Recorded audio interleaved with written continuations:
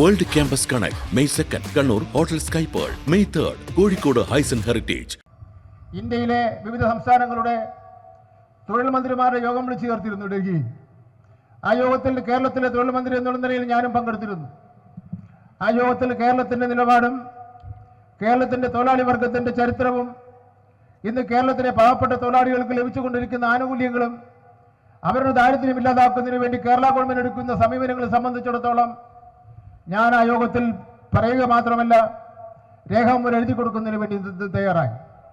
നിങ്ങൾ മനസ്സിലാക്കണം, ഇന്ത്യയിലെ എല്ലാ സംസ്ഥാനങ്ങളിൽ നിന്നും തൊഴിൽ മന്ത്രിമാർ വന്നെങ്കിലും കേരളത്തിലെ തൊഴിൽ മന്ത്രി മാത്രമാണ് ഇന്ത്യൻ തൊഴിലാളി വർഗത്തിന് വേണ്ടി അവിടെ സംസാരിക്കുന്നതിന് വേണ്ടി തയ്യാറായെന്നുള്ള കാര്യം ഞാനിവിടെ സൂചിപ്പിക്കാൻ വേണ്ടി ഞാൻ ആഗ്രഹിക്കുകയാണ്. ഇതിൽ നിങ്ങൾ ഓർമ്മിക്കണം, സംഘടിക്കുവാനുള്ള സ്വാതന്ത്ര്യ അവകാശവും എടുത്തു കളഞ്ഞിരിക്കുകയാണ്. നിങ്ങൾക്കിനി പഴയതുപോലെയൊന്നും യോഗം ചേരുന്നതിന് വേണ്ടി കഴിയില്ല. പഴയതുപോലെ യൂണിയൻ ഉണ്ടാക്കുന്നതിന് വേണ്ടി കഴിയില്ല. കൂട്ടായ വിലപേശലിൽ നിങ്ങൾക്ക് കഴിയില്ല. ഒരു മുതലാളി ബോധപൂർവം ന്യായമായി ലഭിക്കേണ്ട ആനുകൂല്യങ്ങൾ തൊഴിലാളിക്ക് നൽകിയില്ലെങ്കിൽ അതിനെതിരെ ശബ്ദമുയർത്തിക്കൊണ്ട് വിലപേശുവാനും ചോദ്യം ചെയ്യുവാനുള്ള അവകാശം ഈ കോഡിൽ നിന്ന് എടുത്തു മാറ്റിയിരിക്കുകയാണ്. അതുപോലെ തന്നെ തൊഴിൽ ചെയ്യുന്ന സ്ഥലങ്ങളിലെ ചൂഷണം, തൊഴിലിടങ്ങളിൽ ധാരാളം ചൂഷണം നടക്കുന്നുണ്ട്. ആ ചൂഷണത്തിന് എന്ത് അനുകൂല നിലപാടും സ്വീകരിക്കുന്നതിന് വേണ്ടിയും തൊഴിലാളികളെ ഉപദ്രവിക്കുന്നതിന് വേണ്ടിയുള്ള പച്ചക്കൊടി കാണിക്കുന്നതിന് വേണ്ടിയുള്ള നിയമങ്ങളും ഇതിൽ കൊണ്ടുവന്നിരിക്കുകയാണ്.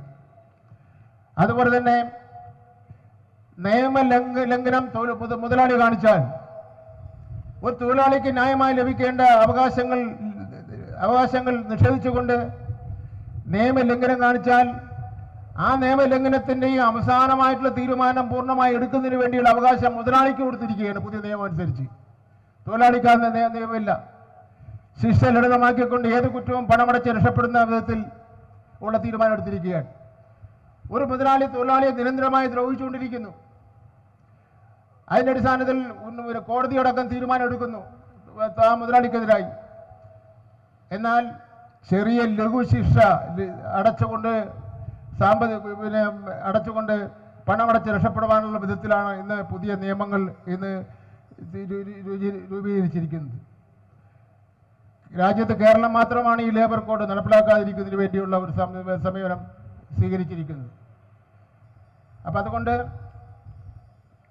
ഇന്ന് മറ്റേതൊരു കാലഘട്ടത്തെക്കാൾ തൊഴിലാളി വർഗത്തെ സംബന്ധിച്ചിടത്തോളം ഒറ്റക്കെട്ടായി നിൽക്കേണ്ട ഒരു കാലഘട്ടമാണ്. നിർഭാഗ്യവശാൽ നമ്മുടെ AITCയുടെ സുഹൃത്തുക്കൾ, CPIയുടെ തൊഴിലാളി സംഘടനയായിട്ടുള്ള AITCയുടെ സുഹൃത്തുക്കൾ തൊട്ടപ്പുറത്തുള്ള ഗാന്ധി പാർക്ക്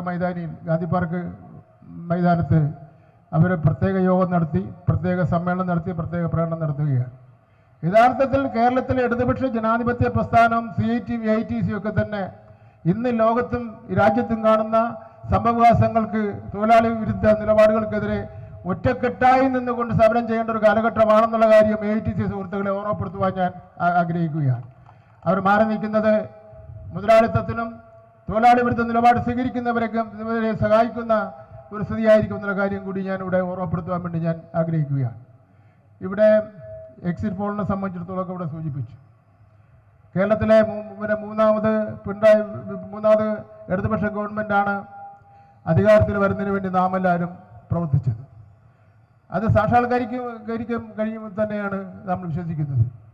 കഴിഞ്ഞ എല്ലാ കാലഘട്ടങ്ങളിലും തിരഞ്ഞെടുപ്പ് കഴിഞ്ഞാൽ റിസൾട്ട് പ്രഖ്യാപന ഈ രൂപത്തിൽ ഉണ്ടാവാറുണ്ട്. ഇടതുപക്ഷ ജനാധിപത്യ മുന്നണിയെ സംബന്ധിച്ചിടത്തോളം തോക്കേണ്ട ഒരു കാര്യവുമില്ല ഈ തെരഞ്ഞെടുപ്പിൽ, ജയിക്കേണ്ട കാര്യം മാത്രമേ ഉള്ളൂ. എന്ന് മാത്രമല്ല, ഐക്യ ജനാധിപത്യ മുന്നണി ചെയ്തതുപോലെ 4-5 മുഖ്യമന്ത്രിമാരെയൊന്നും ഞങ്ങൾ തീരുമാനിച്ചിട്ടില്ല. ഇത് റിസൾട്ട് വന്നതിന് ശേഷം ഇടതുപക്ഷ ജനാധിപത്യ മുന്നണിയും കമ്മ്യൂണിസ്റ്റ് പാർട്ടി ഓഫ് ഇന്ത്യ, മാർക്സിസ്റ്റും യോഗം ചേർന്ന് ഈ ഗവൺമെൻറ് നയിക്കുവാൻ വേണ്ടി ഇന്നിപ്പോൾ നമ്മൾ തീരുമാനിച്ചിട്ടുണ്ട്. ഈ LDFിനെ നയിക്കുവാൻ വേണ്ടി പിണറായി വിജയനാണെന്ന്. അതെല്ലാം മുൻനിർത്തിക്കൊണ്ട് ഉള്ള തീരുമാനം കൈക്കൊള്ളും എന്നുള്ള കാര്യത്തിൽ യാതൊരു തർക്കവുമില്ല. ഒരു കാര്യം ഞാൻ BJPക്കാരോട് പറയാം. BJPക്ക് കഴിഞ്ഞ പ്രാവശ്യം അക്കൗണ്ട് ഓപ്പൺ ചെയ്ത ഒരു സീറ്റുണ്ടായിരുന്നു. ഇപ്രാവശ്യം പ്രവചിക്കുന്നവരും ഒക്കെ തന്നെ പറയുന്നത് 4 സീറ്റ് 5 സീറ്റെന്ന്. ഒരു കാര്യം ഞാൻ തീർത്തും പറയാൻ ആഗ്രഹിക്കുന്നു, BJPയുടെ കേരള സംസ്ഥാന നിയമസഭയിലേക്കുള്ള അക്കൗണ്ട് ഞങ്ങൾ ആ പൂട്ട് പിന്നെ പൊട്ടിക്കാൻ വേണ്ടി വലിയ പ്രയാസമായിരിക്കും എന്നുള്ള കാര്യത്തിൽ തർക്കമില്ല. പൂട്ടിട്ട് പൂട്ടിയൊക്കെയാണ്, അത് തുറക്കുന്ന കാര്യം വലിയ പ്രയാസമാണെന്നുള്ള കാര്യത്തിൽ യാതൊരു തർക്കവുമില്ല. എന്നാൽ പലപ്പോഴും കാണുന്നത് BJPയും കോൺഗ്രസും തമ്മിലൊരു കൂട്ടാണല്ലോ. CPMനെ പരാജയപ്പെടുന്നതിന് വേണ്ടി എന്ത് വിട്ടുവീഴ്ചയും ചെയ്യുന്നതിന് വേണ്ടി അവർ തമ്മിൽ തയ്യാറാവുന്നു. പ്രത്യേകിച്ച് VD സതീശന് BJPയുടെയും RSSന്റെയും സ്വന്തം സുഹൃത്തും സ്വന്തം ബന്ധുവാണ്.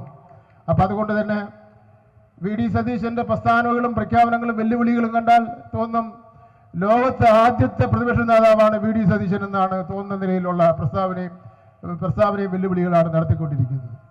ഒരു കാര്യം VD സതീശൻ ആരും മനസ്സിലാക്കണം. പിണറായി വിജയൻ ഇടതുപക്ഷ ജനാധിപത്യ മുന്നണിയുടെ 2 ടൈം മുഖ്യമന്ത്രിയാണ്, CPMന്റെ സംസ്ഥാന സെക്രട്ടറിയാണ്, CPMന്റെ പൊളിറ്റ് ബ്യൂറോയാണ് മെമ്പറാണ്, ഇന്ത്യയിലെ തലമുതിർന്ന കമ്മ്യൂണിസ്റ്റ് നേതാവാണ്. നിങ്ങൾക്കൊരു ചരിത്രമുണ്ട്, പിണറായി വിജയൻ്റെ ഒരു ചരിത്രമുണ്ട്. പിണറായി വിജയൻ്റെ ചരിത്രത്തോടൊപ്പം ഓടിയെത്തുവാൻ നിങ്ങൾ എത്ര പരിശ്രമിച്ചാലും നടക്കില്ല എന്നുള്ള കാര്യം കൂടി ഞാനിവിടെ സൂചിപ്പിക്കുവാൻ വേണ്ടി ഞാൻ ആഗ്രഹിക്കുകയാണ്. അപ്പം അതുകൊണ്ട് നമ്മുടെ നാട്ടിൽ ചില ആൾക്കാർ നമ്മുടെ നാട്ടിൻ പ്രദേശത്ത് തമാശ പറയുമല്ലോ, തണ്ടിയും ആളും ഒക്കെ വേണം കളിക്കുമ്പോൾ, തമ്മിലൊരു തണ്ടി വേണമല്ലോ. അപ്പോൾ നിങ്ങളോട് യഥാർത്ഥത്തിൽ പ്രതിപക്ഷ നേതാവിന് ബഹുമാനം കിട്ടണമെങ്കിൽ പ്രതിപക്ഷ നേതാവിൻ്റെ പ്രവർത്തനത്തിലൂടെയാണ് ബഹുമാനം വാങ്ങേണ്ടത്. അല്ലാതെ ഞാനാണ് എല്ലാറ്റിനും അതീതൻ, ഞാൻ ആരെയും വെല്ലുവിളിക്കും, ആരും എനിക്കൊരു പ്രശ്നമല്ല.